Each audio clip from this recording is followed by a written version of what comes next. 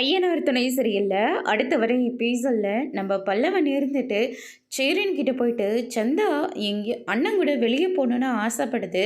அதனால் அண்ணனை பார்க்குறதுக்காக ஷெட்டுக்கே கூட வந்துடுது. அதனால் அண்ணன் எங்கேயாச்சும் கூட்டிகிட்டு போயிட்டு வந்தால் இன்னும் அவங்க பெட்டராக ஃபீல் பண்ணுவாங்க அப்படின்னு சொல்லிட்டு பல்லவன் சொல்லிடுறாங்க. நிலா இருந்துட்டு இது ரொம்ப நல்ல ஐடியாவாக இருக்குன்னு, நீங்கள் 2 பேரும் பேசி பழகி தனியாக இருக்கணும்னு நீங்கள் ஆசைப்படுவீங்கள்ல, நீங்கள் சந்தாவை நாளைக்கு கூட்டிகிட்டு போங்க அப்படின்னு சொல்லிட்டு வீட்டில் எல்லாருமே ஸ்ட்ரிக்டாக சொல்லிடுறாங்க.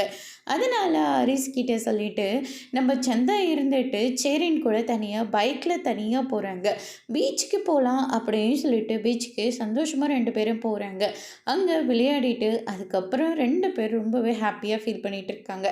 அந்த நேரம் பார்த்து பக்கத்தில் இருக்கிற ரவுடிங் இருந்துட்டு பொண்ணு ரொம்ப அழகாக இருக்குது, எங்ககிட்ட விட்டுரு நாங்கள் பார்த்துக்குறோம் அப்படின்னு சொல்லிட்டு சேரனை அங்கேருந்து போக சொல்கிறாங்க. சந்தா மேலே கை வைக்கிறதுக்காக போகிறாங்க. ஆனால் அதுக்குள்ளே நம்ம சேரன் இருந்துட்டு அவங்கள அட்டி வெளுத்து வாங்கிட்டு இருக்காங்க. சந்தா இதெல்லாம் பார்த்து ரொம்பவே பயந்து போகிறாங்க. சந்தாவை மறுபடியும் தொட போடும்போது சேரன் தடுக்கிறாங்க. இவன் நம்மளுக்கு டிஸ்டர்பாக இருந்துகிட்டே இருக்கான் அப்படின்னு சொல்லிட்டு ஓங்கி மண்டையிலே அடிச்சு விட்டுறாங்க. அதனால் சேரன் மயக்கம் போட்டு கீழே விழுந்துடுறாங்க. அக்கம் பக்கத்தில் இருக்கிறவங்க எல்லாருமே வந்ததுனால அந்த ரவுடிங்க அப்படியே விட்டுட்டு அங்கேருந்து எஸ்கேப் ஆகி போயிடுறாங்க. சந்தா அங்கே இருக்கிறவங்க உதவியால் சேரனை கூட்டிகிட்டு ஹாஸ்பிட்டலில் அட்மிட் பண்ணுறாங்க. அதோட பிரம்ம முடிச்சிருக்காங்க.